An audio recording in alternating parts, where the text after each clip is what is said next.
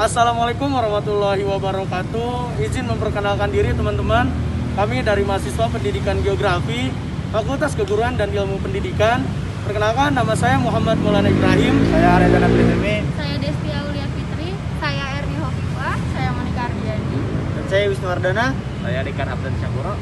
Ya, kami di sini akan melakukan kegiatan pengenalan lingkungan persekolahan ke-1 yang akan dilaksanakan di SMA Negeri 55 Jakarta. Selamat menyaksikan teman-teman.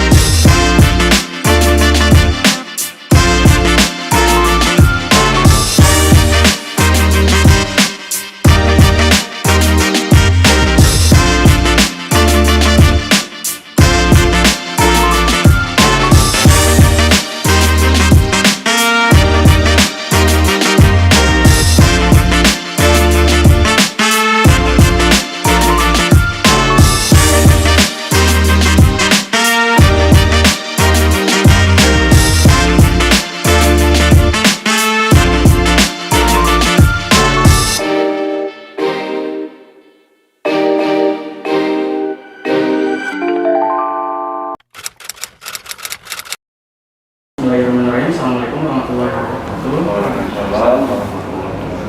Ya, sebelumnya mengucapkan terima kasih banyak banget ya Pak, udah menerima kami buat dapat mengadakan kegiatan PLP di sini gitu, di SMA Negeri 55 gitu.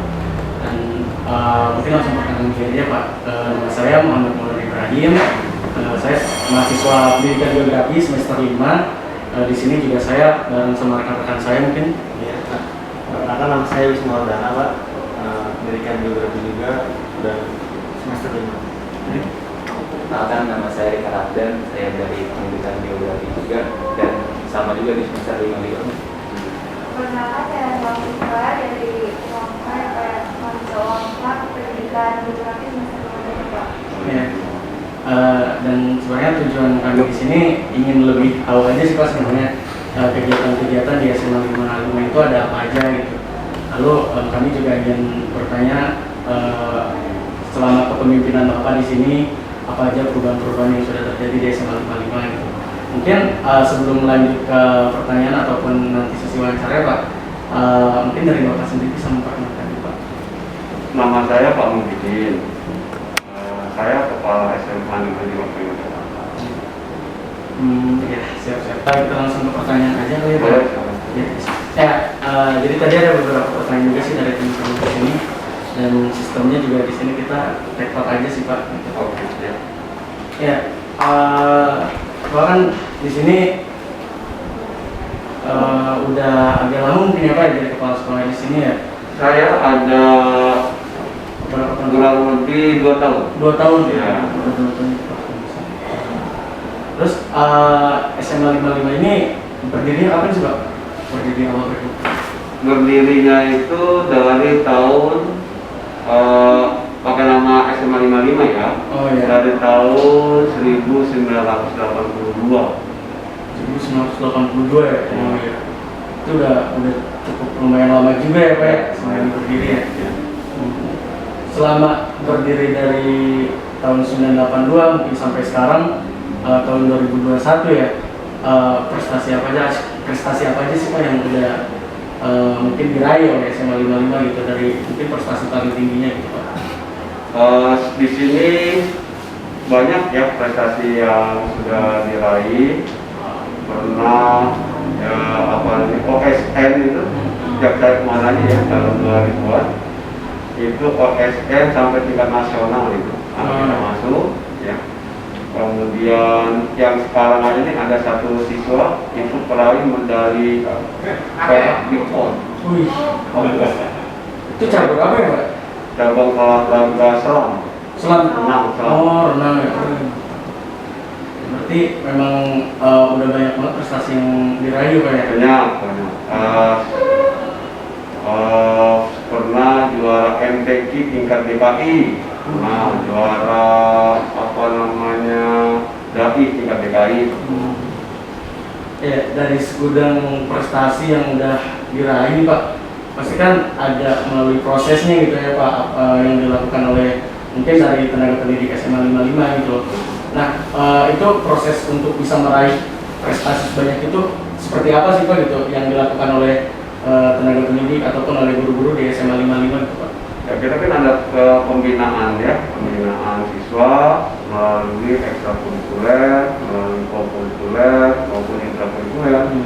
Itu kemudian siswa-siswa yang berminat pada ekskul tertentu itu dipantau prestasinya ya. Berarti langsung ditinjau, langsung si pembina itu turun langsung mengawasi juga ya Pak?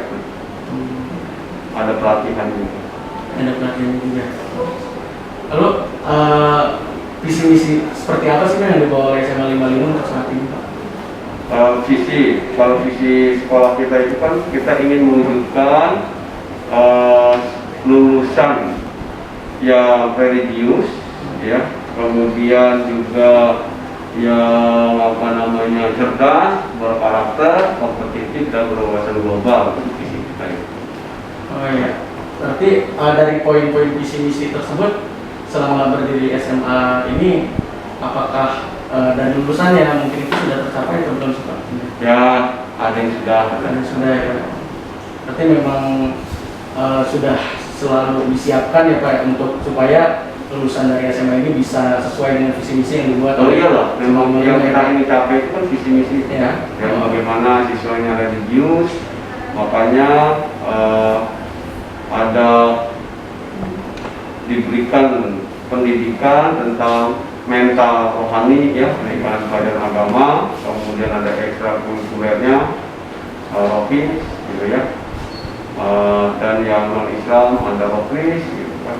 Nah itu kan untuk supaya mereka memiliki sikap religius ya. Kemudian juga ekskul lain gitu. Dan misalnya supaya bisa kompetitif di baik untuk perguruan tinggi negeri maupun swasta yang diinginkan. Berarti bukan hanya disiapkan untuk bisa bersaing dari segi akademik, tapi disiapkan juga untuk non akademik juga ya. Ya mungkin saya lanjut lagi Pak pertanyaannya. Apakah ada perubahan karakteristik pada siswa saat pembelajaran luring diubah menjadi pembelajaran daring? Ya, pembelajaran daring itu sedikit banyak ya, tapi perlu butuh penelitian ya. Tentu ada perubahan karena yang biasanya kalau siswa contoh ya bangun tidur itu mandi, kemudian pakai baju yang rapi, siap-siap sarapan di rumah, kemudian cari alat transportasi, datang ke sekolah harus tepat waktu, belajar dengan posisi masuk kelas tepat waktu, berdisiplin, gitu kan. Jadi mungkin belajar luring tingkat disiplinnya lebih tinggi dibandingkan dengan daring. Kalau daring, siswa bangun tidur, kadang-kadang ada yang kagak mandi lagi, langsung hidupin laptop, hidupin HP, belajar. Bahkan kadang-kadang pakaiannya pun asal-asalan. tidak sesuai dengan tanda tertib, mungkin terjadi karena kita nggak bisa lihat di rumah, bisa di rumah ya. Biasa aja kan terjadi perubahan itu karakter. Tapi yang kita berharap tetap walaupun di rumah atau di sekolah, tetap siswa kita ini belajar secara disiplin. Tetap kita ingatkan dulu disiplin, pakaian yang rapi sesuai dengan tertentu. Berarti respon dari tenaga pendidik sendiri yang ada di sini menanggapi hal tersebut, terus mengingatkan mungkin ya Kita mengingatkan, tenaga pendidik. ya kita kan bisa pantau, mengingatkan. Itu menjadi apa ya? Menjadi mungkin bisa dibilang hal baru juga mungkin di pembelajaran daring ini ya Pak ya? Iya. Sebelumnya di luring kita tingkat disiplin ya lebih tinggi dibandingkan daring gitu ya Pak ya? Bisa jadi, bukan cuma di sekolah kita, Iya, mungkin di sekolah lain sama, gitu kan? Di sekolah lain sama. Di seluruh dunia Pak. Mau seluruh dunia, bisa jadi. Ya. Karena guru tidak bisa berinteraksi langsung dengan siswa. Iya. Dan tidak berkomunikasi langsung dengan siswa kecuali melalui virtual, ya melalui Zoom atau melalui WA atau melalui email, ya kan? Hah? Iya, atau paling telepon, ya kan? Iya. Tapi jadi permasalahan utama nggak sih Pak pas awal-awal daring gitu melihat hal seperti itu Pak? Semuanya yang mengalami kesulitan awal-awal ya, kesulitan karena kan guru kita juga kan banyak ya mungkin penguasaan teknologinya belum memadai, terutama yang guru tua ya. Iya. Begitupun siswa banyak juga yang tidak memiliki sarana prasarana pembelajaran yang mendukung memadai ya. Misalnya tentang kepemilikan komputer, laptop, terus lagi ya kalau lagi HP ya gadget ya, jaringan wifi-nya, kuotanya, bahan bacaannya, bukunya, segala macam. Pokoknya banyak hal yang harus kita pertimbangkan gitu ya. Dan yang harus dimiliki oleh pendidik maupun tenaga pendidikan. Tapi untuk menanggapi mungkin siswa yang memang memiliki kekurangan entah itu dari sarana prasarana, dari pihak sekolah sendiri ada langkah langsung tindak lanjut membantu nggak sih Pak? Awal-awal kita bantu, ada yang kurang pulsa kita kasih pulsa, gitu kan? Kita upayakan dari departemen, kita mintakan pada pendidikan juga ada pulsa kan? Pokoknya bukan cuma buat siswa kan, buat mahasiswa juga kan? Mahasiswa juga ada. Gitu kan? Terus yang tidak punya HP ya kita data siapa sih yang punya HP, sekolah bisa fasilitasi nggak, bisa komputer dan sebagainya kita bicara di nama orang. Oh iya. Kalau kepala sekolah itu berapa periode Pak? Berapa tahun? Kalau tergantung dari dinas. Kalau organisasi 4 tahun, 4 tahun. kan, tapi ini semua kebijakan dinas. Kita tinggal ikut aja apa yang dimiliki. Itu untuk tata struktur di bawahnya Pak, itu apakah mengikuti di dinas atau disesuaikan Pak? Disesuaikan dengan pendidikan. Oh, disesuaikan dengan dinas. Kalau guru mata pelajarannya itu linear atau enggak Pak? Kayak misalnya ada jurusannya geografi, tapi ada yang lain. Harus linear. Iya, harus linear. Kita upayakan linear. Jadi geografi ngajar geografi, fisika ngajar fisika. Itu sesuai ya? Iya loh. Jadi emang bisa dibilang berkomitmen untuk bisa memberikan yang sesuai apa ya sekolah ini Pak? Iya, harus memberikan yang terbaik, pelayanan harus prima. Ya.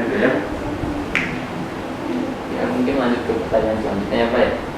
Nah, bagaimana upaya atau cara sekolah dalam mengimplementasikan peraturan dan tata tertib di SMA M Jakarta, di SMA M Bangga Jakarta ini Pak? Ya kita punya tata tertib, ya tata tertib yang harus dipatuhi oleh semua komponen yang ada di sekolah ini, ya, dari mulai guru atau pendidik, karyawan ya, atau tenaga pendidikan atau siswa. Jadi kita semuanya sesuai dengan RPT. Terus kalau ada misalnya apalagi di kondisi daring kayak gini ya Pak, ada peraturan khusus nggak sih Pak, tata tertib khusus nggak sih Pak? Ya ada lah. Siswa. Ya Allah, bagaimana cara belajar daring, gitu kan ya? Apa yang harus dia persiapkan? Kapan waktunya masuk ke dalam Zoom-nya, sebagainya, gitu kan? Kapan harus belajar? Kapan harus mengerjakan tugas? Kapan harus mengumpulkan tugas? Nah, itu jelas ada. Coba kalau gitu itu pakainya rapi seperti biasa atau Harus rapi. Nah, belajar pakai harus rapi. Iya. Berarti sesuai dengan aturan yang sudah ditetapkan ya Pak? Betul, betul. Berarti untuk saat ini kan kondisi juga SMA 55 sedang PTM ya Pak ya? PTM, walaupun memang belum full. Itu dari pihak SMA 55 sendiri untuk menerapkan tata tertib tersebut seperti apa sih Pak? Apalagi kan ada yang online dan ada yang offline juga gitu Pak. Oke. Untuk PTM kita ini berdasarkan dari keputusan Dinas Pendidikan, kita membuka PTMT atau pembelajaran tatap muka terbatas ya. Tentu setelah kita mengisi asesmen dan dinyatakan lulus, baru kita buka. Nah, semuanya itu kita ada SOP-nya. Jadi kita punya SOP, standar operasional prosedur. Semuanya harus ikut SOP yang ada. Kita membuatkan tata tertib sama semua peraturan isinya. Ya. Tapi memang jadi tantangan baru juga mungkin ya buat tenaga pendidik di sini. Kayak harus ngajar online juga, ngajar offline juga ya Pak. Ya. Jadi nanti yang lebih jelas kalau mau tanya standar prosedurnya, silakan kamu tanya Pak Hari ya. Oh, Pak Hari, ya. Kalau dengan kesalahan lengkap sama Pak Abdulatif. Ya Pak, lanjut. Nah, selanjutnya kegiatan seremonial seperti apa yang dilakukan di SMA yang dilakukan ini Pak? Dan apakah ada perubahan pada saat sesudah dan sebelum pandemi? Yang kamu maksud seremonial apa saja? Ya, kayak seperti upacara, upacara. gitu Pak. Kalau misalnya pada saat pelaksanaan luring ya, kita kan ada upacara tiap minggu tuh. Ya kan, nah kalau daring ya kita nggak ada. Ya upacaranya virtual aja pada periode tertentu ya. Kemudian contohnya acara pelepasan siswa. Ya, kalau waktu luring ada. Ini kita virtual aja. Virtual. Nah, kita virtual aja. Jadi kita tidak tatap muka, gitu kan? Itu lebih ke kegiatan rapat-rapat, dan semua kita virtual. Iya, pokoknya yang bentuk seremoni begitu ya virtual, nggak boleh ada tatap muka. Jadi untuk pertemuan tatap muka ini hanya terbatas untuk pembelajaran di kelas aja untuk saat ini ya Pak ya? Tidak ada kegiatan lain ya? Iya, itu pun hanya 50% siswa setiap kelas. Kelas.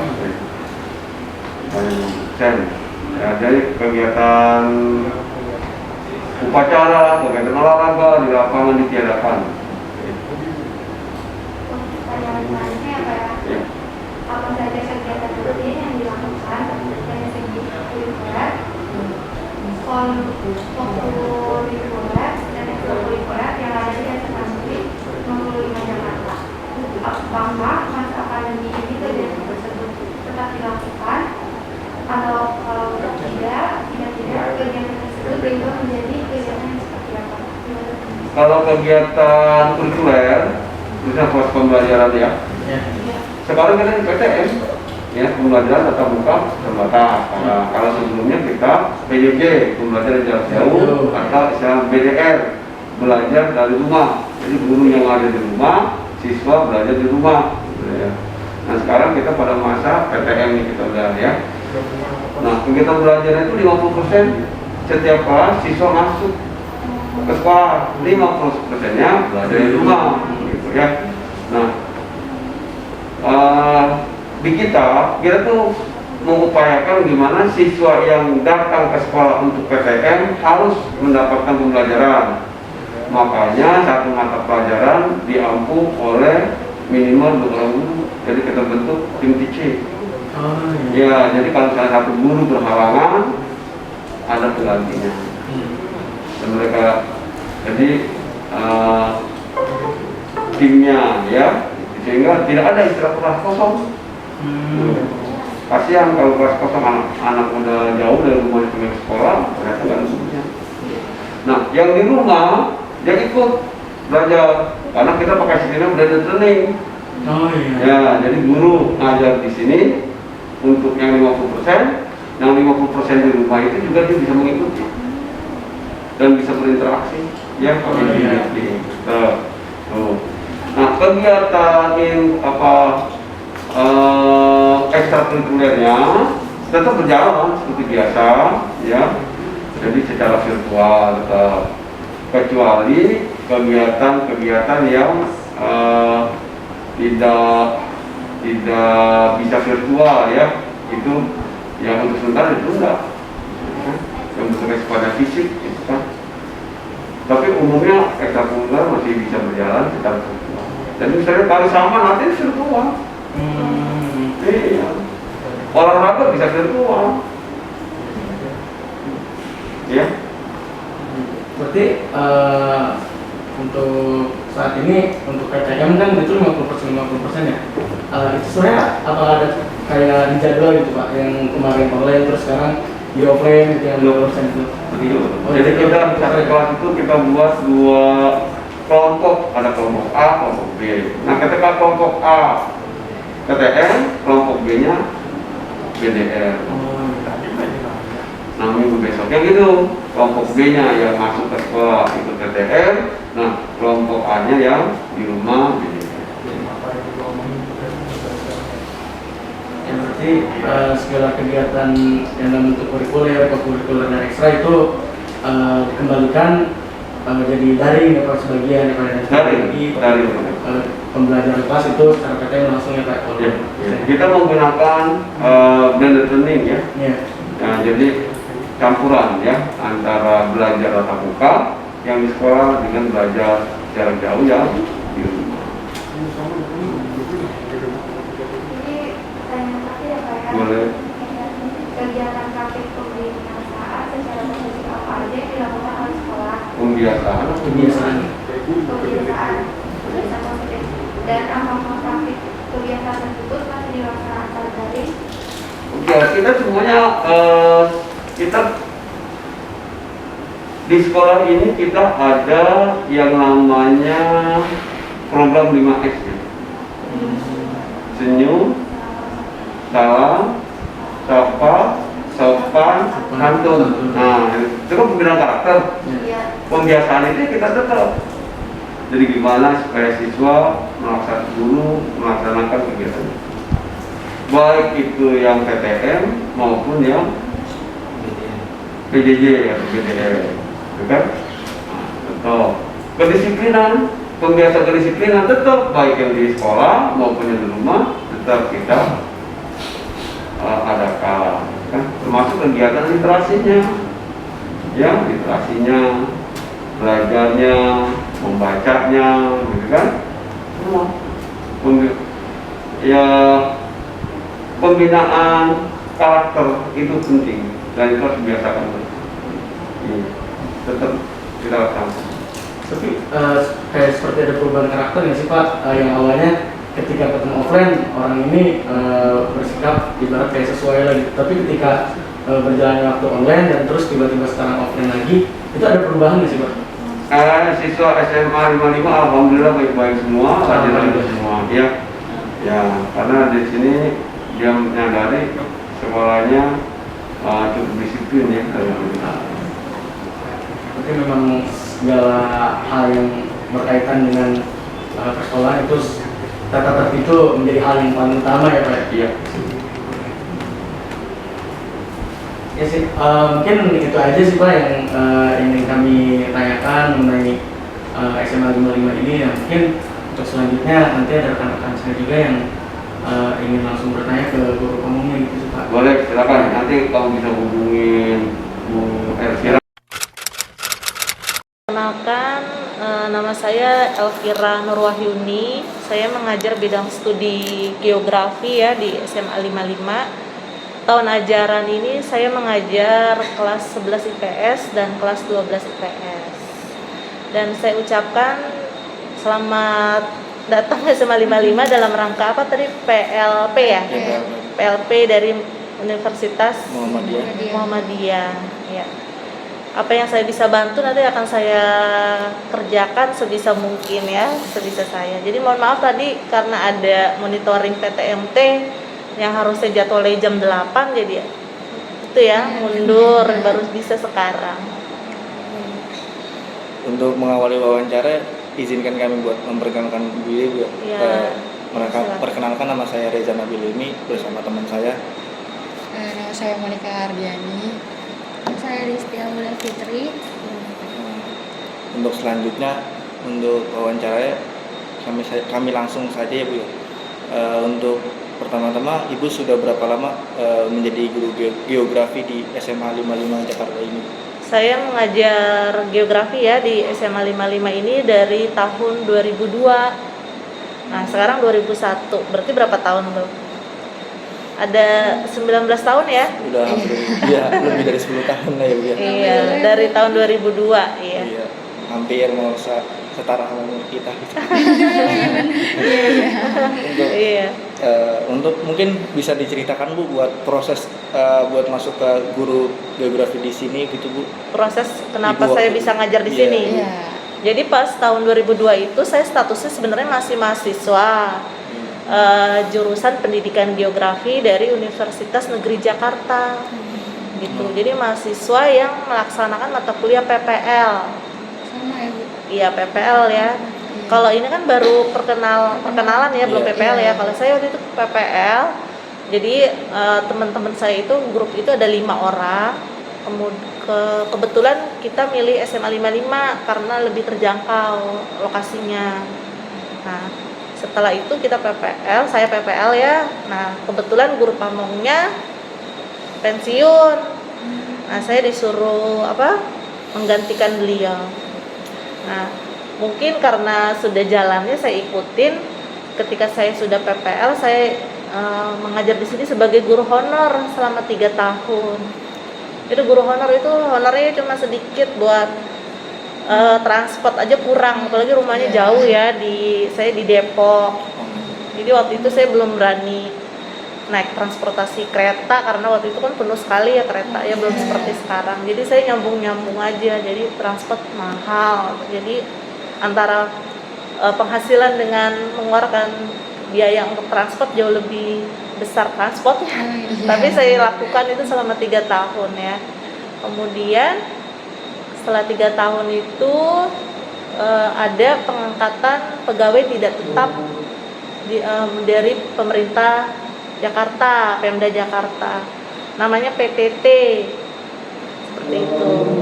Jadi ada PTT, saya ikutin selama kurang lebih ada ya 5 tahunan itu PTT, kemudian ada pengangkatan CPNS otomatis, kemudian jadi PNS sampai sekarang. Jadi memang jalannya itu lumayan panjang ya, dari guru honor yang penghasilannya tidak sebanding dengan pengeluaran untuk menuju ke 55 karena rumahnya jauh. Kemudian ikut guru kontrak itu PTT namanya dulu ya, pegawai tidak tetap, CPNS, kemudian jadi PNS. Jadi dari nol. Iya. Berarti Ibu sudah lama mengajar anak-anak di sini udah lebih dari 10 tahun ya Bu ya? Iya, lebih dari 10 tahun. Mungkin selama menjadi guru ini apakah ada mata pelajaran lain selain yang ingin Ibu ampu gitu? Saya mengajarnya sesuai dengan background pendidikan saya aja, geografi. Jadi pernah saya waktu itu diminta, karena saya kekurangan jam mengajar, saya diminta mengajar di sekolah lain juga. Jadi kita 2 kaki. Jadi ngajar di 55 dengan SMA 79 kalau saya. Jadi banyak guru-guru yang mengajar di 2 sekolah, tetapi mengajar tetap bidang studi geografi di sekolah lain. Gitu. Tapi kalau sekarang hanya di 55 karena sudah cukup jamnya. Karena kita guru itu minimal mengajar itu 24 jam. Ya. Oh iya Bu, kan sekarang kan mengingat lagi masa pandemi ya Bu ya. Iya. Apalagi kan proses pembelajaran kan masih dibilang kurang efektif. Nah mungkin bagaimana sih Bu buat pembelajaran Ibu selama maupun daring maupun luring dalam masa pandemi begini? Apakah Ibu menggunakan media pendukung seperti media Zoom atau Google Classroom atau sebagainya gitu Bu? Ya, sampai saat ini juga kita masih pakai media Zoom meeting atau bisa juga Google Meet, atau kita mewajibkan peserta didik mengikuti Google Classroom di setiap mata pelajaran. Jadi mereka harus punya akun Google Classroom di setiap mata pelajaran, karena guru akan meng-share materi dan tugas-tugas di Google Classroom. Nah itu Zoom Meet itu juga kita lakukan setiap kita ada pelajaran, atau bisa juga Google Meet gitu. Jadi kita pakai media selama pembelajaran jarak jauh dengan media virtual seperti itu. Caleg-caleg.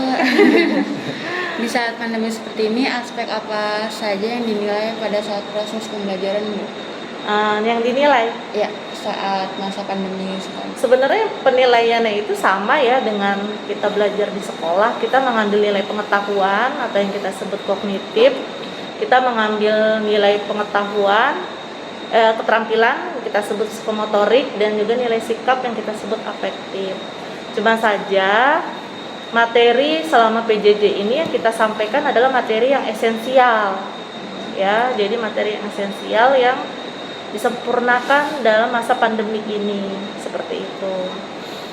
Jadi penilaian tetap ada nilai pengetahuan, nilai keterampilan dengan nilai sikap. Sama. Berarti tidak ada perubahan ya Bu, maupun daring ataupun luring kayak gitu untuk penilaian mahasiswa ya? Untuk penilaian tetap, cuma untuk penyampaian materinya mungkin dibedakan ya, karena kan kita jarak jauh. Iya. Jadi ada materi-materi esensial yang kita berikan selama PJJ atau BDR. Lalu cara Ibu menilai siswa apakah sudah sesuai dengan aspeknya, itu bagaimana Bu? Cara penilaian kita? Iya. Untuk penilaian kita untuk pengetahuan itu mengambil nilai dari tugas-tugas ya, seperti kalau pengetahuan itu bisa tugasnya itu bisa ulangan, PTS, ya UAS, atau tugas-tugas pribadi yang ada di Google Classroom. Untuk keterampilan itu seperti praktek ya, praktek membuat apa, ada portofolio atau produk yang dihasilkan dari pembelajaran jarak jauh. Kalau untuk nilai sikap, yaitu kedisiplinan mereka, apakah mereka waktu belajar PJJ itu tepat waktu ketika masuk link Google Meet atau Zoom Meet, kan kita jam 6.30 itu sudah belajar ya. Kadang kita kasih dispen 10 menit lambat, malah ada yang lebih dari 10 menit terlambat, kita udah mau tutup dia baru masuk kadang. Nah itu menunjukkan dia nggak disiplin gitu ya.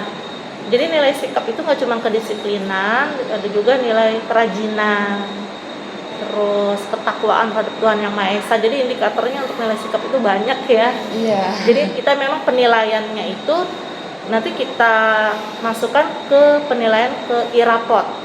Jadi kita sudah pakai irapot sudah lama. Gitu.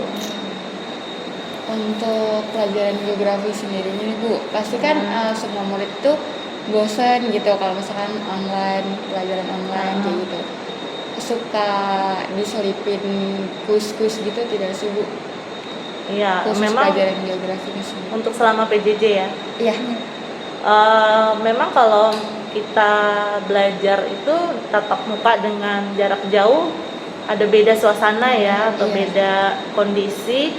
Makanya guru itu memang dituntut buat lebih kreatif supaya anak tidak bosan yang tadi dibilang tadi kan ya. Ya memang kita serba ini ya, pakai link tuh kalau belajar. Iya. Jadi bisa kuis, puisi, kanvas, bisa juga ulangan itu kita pakai Google Form. Tapi kalau di SMA 55 untuk beberapa item seperti ujian sekolah, kemudian untuk tryout itu kita pakai aplikasi Moodle. Jadi Moodle. Jadi kita sudah online pakai server sekolah gitu. Jadi memang guru harus kreatif pakai kuis, terus nilai ulangan biasa kita bikin Google Form.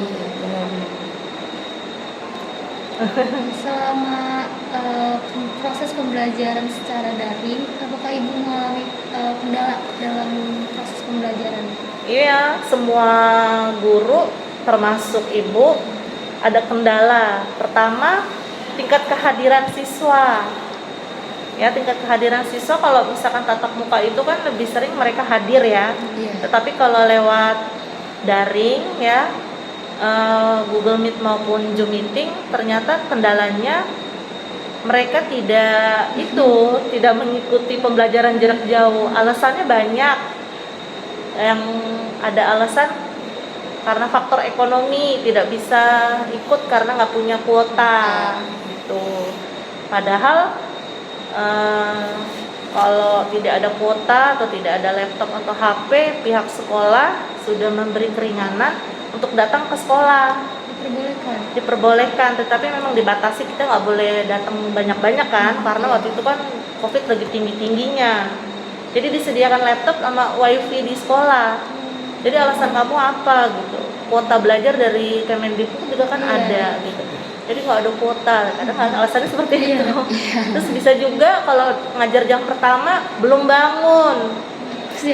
Ya, kalau datang ke sekolah kan mereka harus mau nggak mau kan datang ya. Kalau misalkan kalau itu kadang kalau daring mereka kadang kesiangan. Apalagi yang ngajar jam pertama, gitu. Jadi kendalanya yaitu kuota, terus kadang dalam satu keluarga HP atau laptop, HP aja satu bisa dipakai bareng-bareng. Jadi alasan HP saya lagi dipakai adik saya ujian gitu. Kenapa nggak pakai laptop?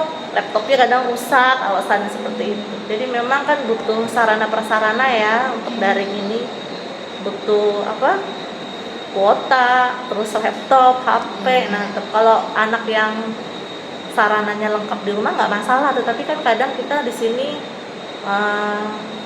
sosial ekonominya beda-beda ya, ada yang nggak mampu gitu. Nah terkadang untuk yang nggak mampu kita sediakan sarana ke sekolah, tetapi harus izin wali kelas, konfirmasi dengan bidang sarana prasarana di sekolah kita sediakan. Nih, misalkan waktu itu kan di sini ada beberapa itu ya, komputer waktu itu disediakan, atau di lab komputer lantai 2 ada. Jadi nggak ada alasan sih sebenarnya untuk nggak ikut PJJ atau BDR namanya ya, belajar dari rumah. Jadi harus berkoordinasi dulu dengan sekolah baru datang ke sekolah. Ya mereka dengan alasan apa nggak bisa di rumah gitu? Karena kalau semuanya kesini semua juga nggak boleh. Nah gitu, nggak boleh. Kenapa? Karena kan kita harus posisinya waktu pas kemarin itu kan kita harus 100% belajar dari rumah.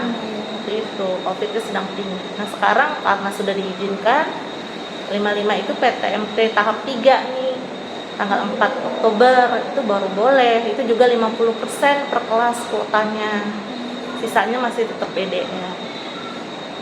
Kalau PTM itu dilakukan berapa kali seminggu? Dalam seminggu 3 kali, Senin, Rabu, Jumat. Untuk hari Senin buat anak kelas 10, yang kelas 11 dan kelas 12-nya pakai jadwal PJJ. Nah, untuk yang hari Rabu itu jadwal PTM kelas 11. Gantian ya. Jadi yang kelas 10 dengan kelas 12 pakai jadwal PJJ. Jadi mereka tetap belajar dari rumah. Yang hari Jumat itu jadwal PTM buat kelas 12. Seperti hari ini nih yang datang kelas 12. 8 kelas, semua 8 kelas. Untuk yang kelas 10 dengan kelas 11 pakai jadwal PJJ. Tuh. Jadi tetap PJJ. Jadi kita nggak boleh semuanya ke sini. Tetap dibatasin, tetap kan pembelajaran tatap muka terbatas namanya. Lalu itu dimulainya dari jam berapa sampai jam berapa? Dari jam 7 sampai setengah 11. 10.30. Hanya satu sesi saja. Maksudnya pagi? Iya, pagi aja. Pagi. Setelah Ibu sebutkan kendala-kendala tadi, bagaimana cara Ibu menghadapi kendala-kendala tersebut? Atau solusi apa yang Ibu lakukan? Ya, kendala itu memang harus diselesaikan ya, karena kita harus konsultasi juga dengan BK, dengan wali kelas. Jadi memang kalau ada anak-anak yang benar-benar bermasalah, ketika mereka tidak belajar, itu kita panggil ya, orang tua maupun anaknya, koordinasi juga dengan bidang kesiswaan. Jadi kita ada surat panggilan. Kalau mereka tidak datang juga, kita harus home visit ke rumahnya, kita samperin. Iya, kita harus home visit. Jadi harus solusinya harus ketemu jalan keluarnya. Kenapa dia nggak belajar, kenapa nilainya jelek, walaupun PJJ kita harus ada titik keluar ke permasalahannya. Jadi ada konsultasi wali kelas, BK, dan bidang kesiswaan. Kalau selama pandemi ini banyak Bu yang di home visit gitu? Ada, yang nggak banyak sih kan, yang bermasalah itu dalam satu kelas ya pastinya adalah 1-2 ya, nggak semuanya. Pertanyaan selanjutnya mungkin ini adalah pertanyaan terakhir ya Bu. Ya. Menurut Ibu, apakah memotivasi siswa dalam belajar itu penting? Ya, kita harus memotivasi siswa selama belajar itu penting, karena di awal-awal kita masuk ke kelas, kita nggak langsung masuk ke materi. Kita belajar hidrosfer ya, kita belajar atmosfer ya, enggak. Jadi kita harus ada pendahuluan. Jadi kita nggak langsung kegiatan inti, kita harus pendahuluan dulu, misalkan absen mereka hadir apa enggak, kan harus dihargai dong, mereka sudah ikut, kita absen. Terus memotivasi juga, supaya mereka walaupun PJJ harus tetap semangat. Terus mereview pelajaran sebelumnya. Yang kemarin kita sudah belajar tentang ini ya, halaman sekian, indikator sekian gitu. Nah, baru nanti kita setelah udah pendahuluan kita masuk kegiatan inti, langsung ke materi yang kita pelajari. Jadi tidak tiba-tiba ayo kita belajar tentang atmosfer, enggak. Jadi kita harus motivasi, memang setiap belajar tuh idealnya seperti itu. Cukup sekian pertanyaan dari kami Bu. Oh gitu, udah. Ya, udah. Mungkin Kirain mau nanya tentang pelajaran geografi gitu enggak ya? Umum jadinya ya. Iya. Ya, mungkin terima kasih ya Bu buat wawancaranya yang sudah meluangkan waktunya lagi. Dan memohon maaf kembali apabila dirasa kurang dalam wawancara kami. Mohon untuk dimaafkan. Mungkin itu saja wawancara dari kami. Terima kasih. Wassalamualaikum warahmatullahi wabarakatuh. Waalaikumsalam warahmatullahi wabarakatuh.